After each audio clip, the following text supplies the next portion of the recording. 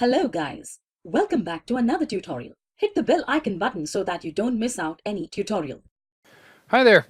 In this video, we'll continue our discussion about programming joins, and we'll continue looking at some similar data sets that we've been working with. Now, I've loaded the tidyverse to continue our work, but I have updated data frame 1 and data frame 2 with a little bit of additional data. So data frame 1 now also has the person's position on it. So you'll recall that we had name and age before, so now we'll have a position. So maybe this is a subset of some personnel data or something like that. So we have employees and managers, and then in data frame 2, we have 5 observations now. We have 2 different Toms, so we have 2 guys named Tom.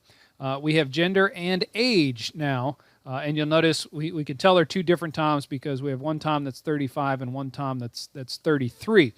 So 2 different Toms, and we also have an additional variable here. It was just name and gender, but now we have name, gender, and age. So one interesting thing that happens already is that we have age in both data sets. Well, what sort of issues does that bring into play? And so we'll talk about that.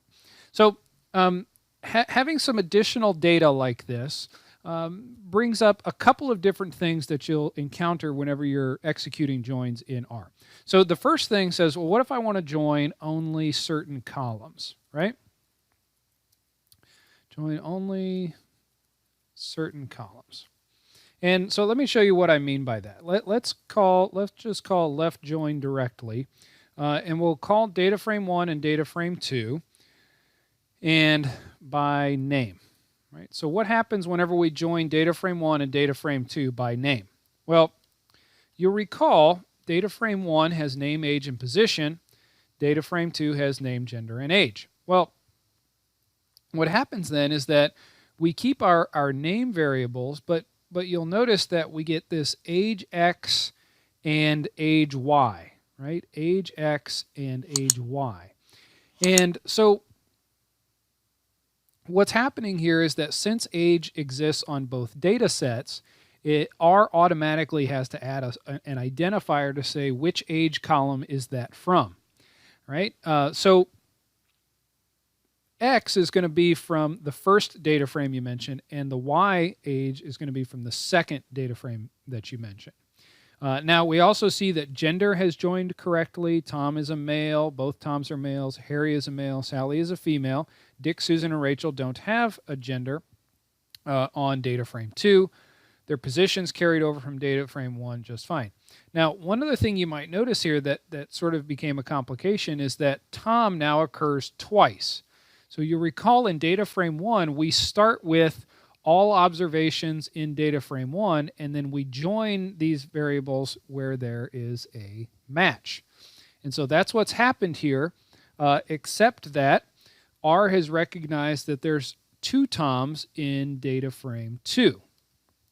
Recall there's 2 Toms in data frame 2. They're both males, but one's 35 and one's 33.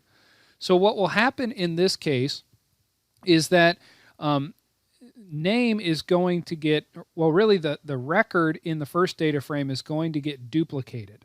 So you'll see that Tom, age from the first data frame, and position are going to get duplicated so that there's a place to put the gender and age from the second data frame, because R recognizes there's a unique or a matching key of Tom.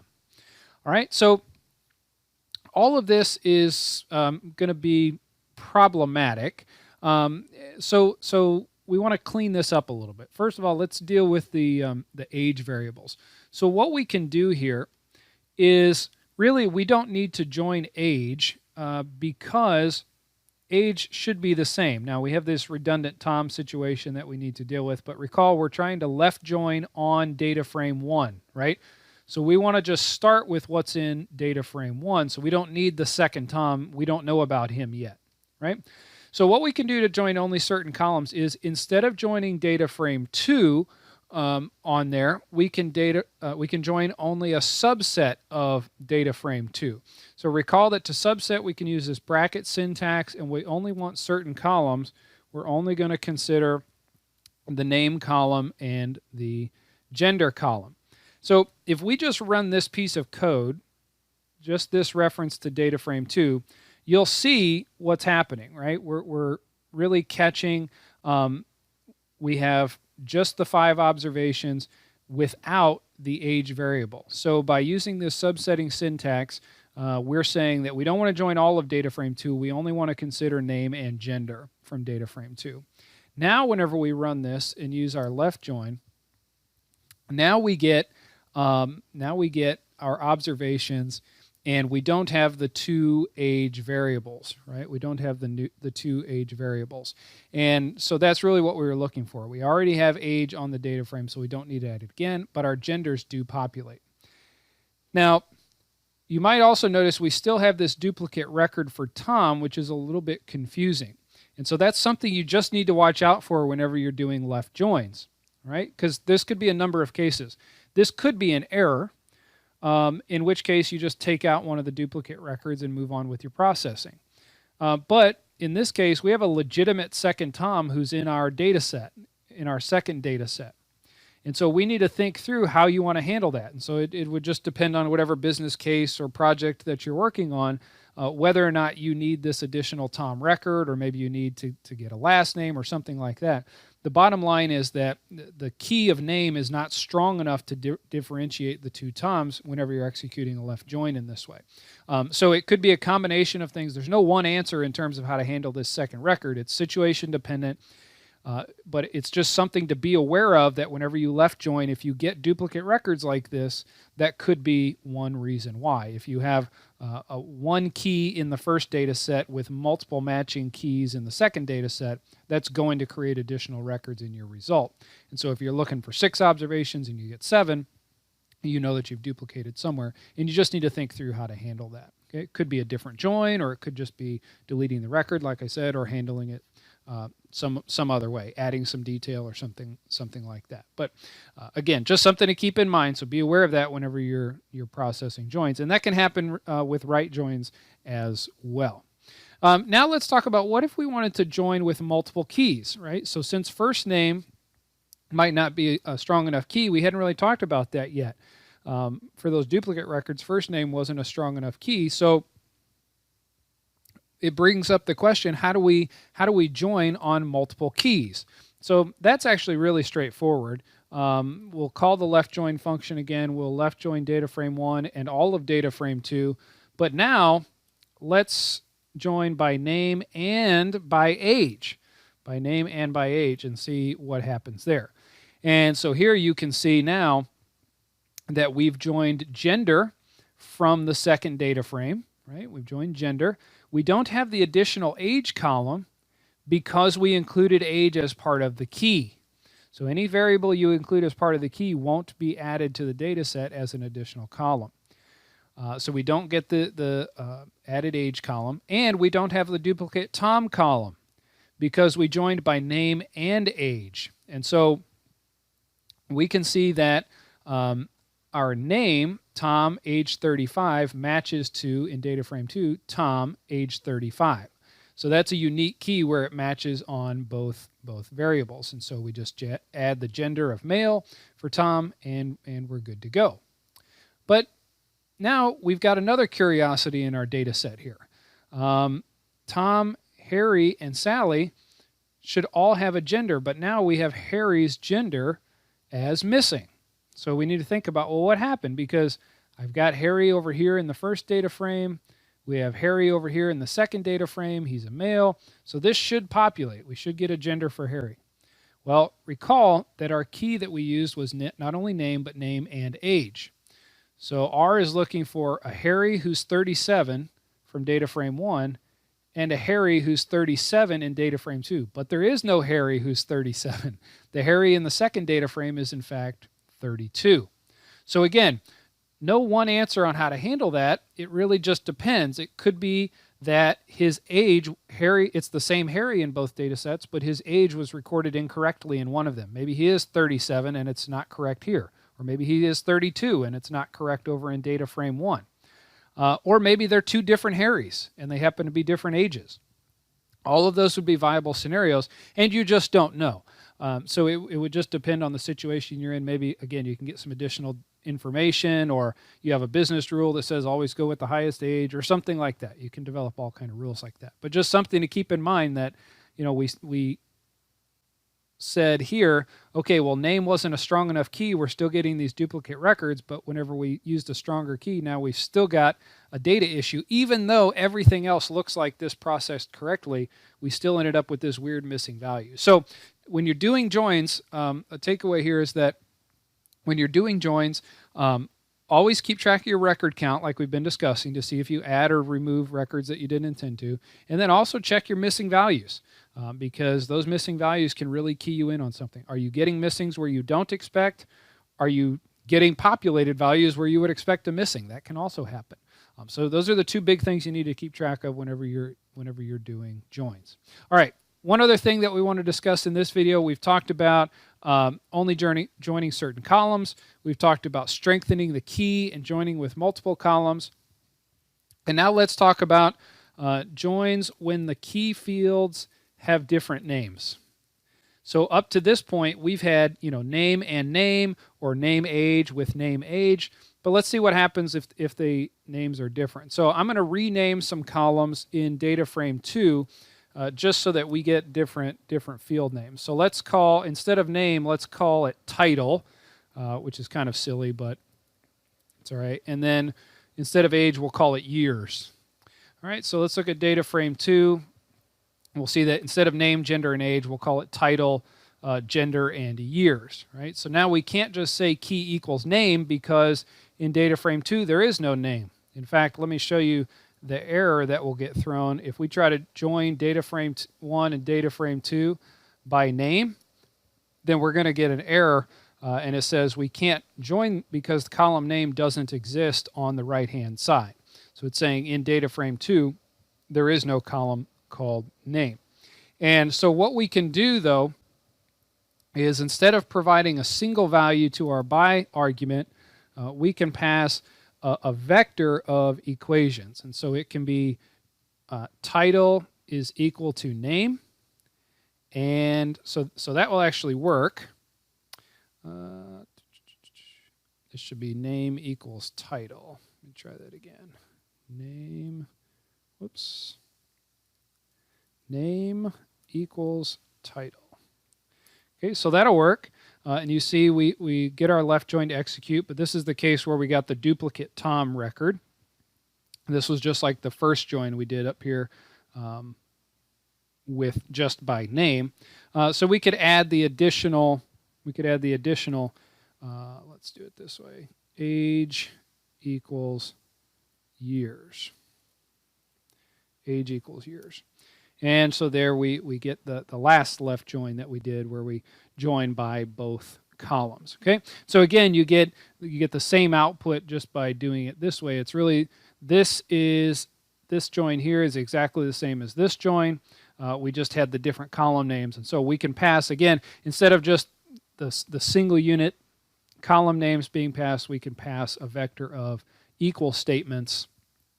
And then that'll operate the same way. We just have to associate the left-hand side column name with the right-hand side column name for each set of variables that we want to key on.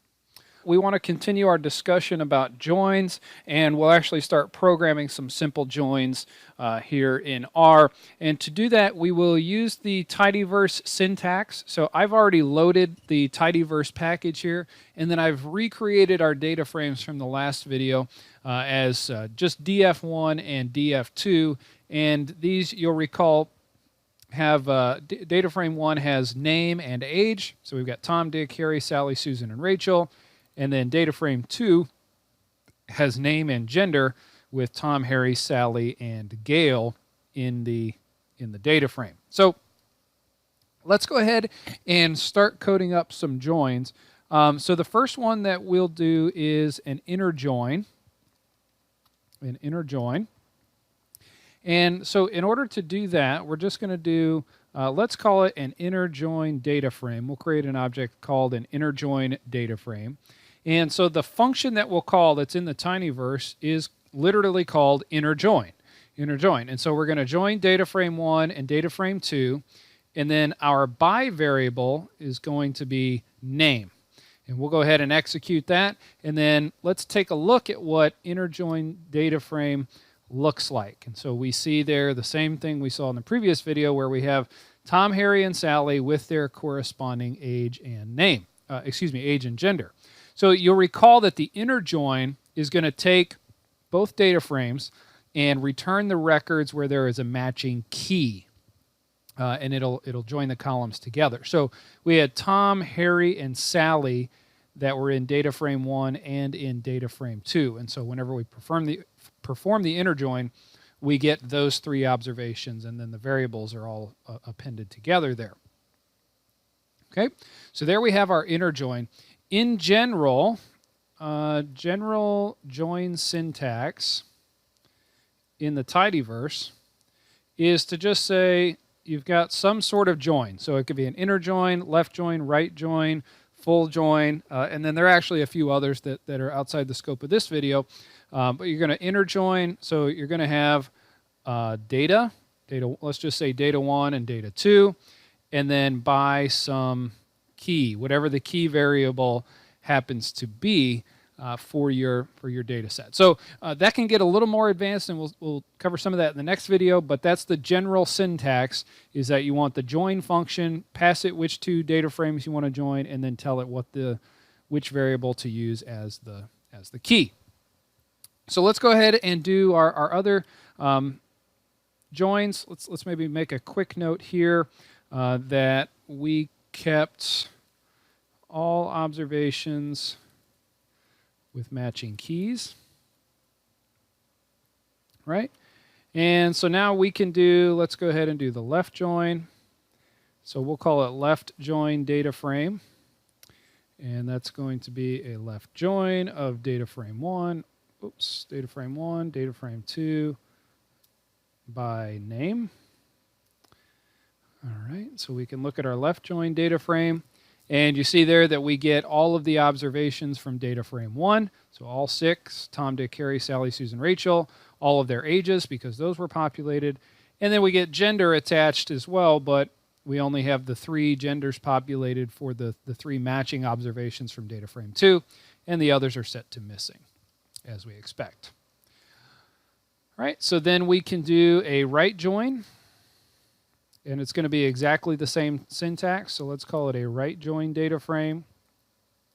We'll call the right join function, and it's still going to be data frame 1, data frame 2 by equals name. So you can see that the syntax on all of these is exactly the same. We're just changing the function, changing the join function that we call. And so here we see the right join data frame 1, data frame 2. We're gonna keep the 4 observations from data frame 2, right? Tom, Harry, Sally, and Gail. And then we are going to attach age, but Gail's age is missing because she doesn't have a corresponding key in data frame 1. So we start with all the observations in data frame 2, and then we attach age for all of those observations. Since there wasn't one for Gail, it comes up missing. And then lastly, we'll do a full join. So let's call it a full join data frame, and we'll call the full join function, data frame 1, data frame 2 by equals name. All right, and we'll go ahead and look at that. And again, there we see all 7 observations. We have the 6 from data frame 1. We also join Gail from data frame 2, and then you see the corresponding populated or missing values based on which variables we actually had in the 2 data sets for each name. So very simple syntax in the tidyverse, very handy, compact syntax, very straightforward and intuitive as you would expect. Now, I do want to run through one more question. I want to say, what happens if we use a right join but switch data frame 1 and data frame 2, right? So let's just call this right join 2. And so we'll do a right join, but instead of calling data frame 1 data frame 2, I'm going to call data frame 2 and then data frame 1. So any ideas on what might happen? What do you think? You might want to pause and ponder this. What happens when we do a right join but flip the orders of the data frames? Let's see. We'll go ahead and run that. We'll take a look at right join 2. And what do we have? Well, this looks very similar, doesn't it? We have all 6 observations from data frame 1. We have missing gender for Dick, Susan, and Rachel. And then we have age, right? So which one of our data sets had all 6 observations, all ages, but some missing genders? Not the full join, not the right join. Aha, in fact, it was the left join, right? It was the left join. So when we left join data frame 1, data frame 2, it's almost exactly the same output as right joining data frame 2 and then data frame 1.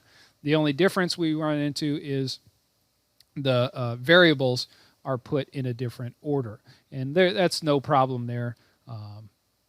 You can rearrange variables very, very easily.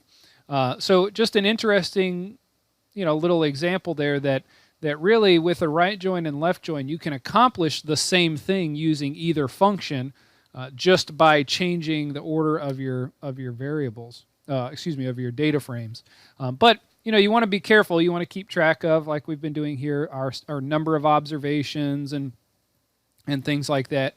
Do your missing values make sense? Those are all things that you want to look for. So if we do, just for example, a left join starting with data frame 1, then yeah, we would expect to see all of our all 6 observations, right? And then similarly, if we run a right join starting with data frame 2, then we get a similar result. Thank you for watching.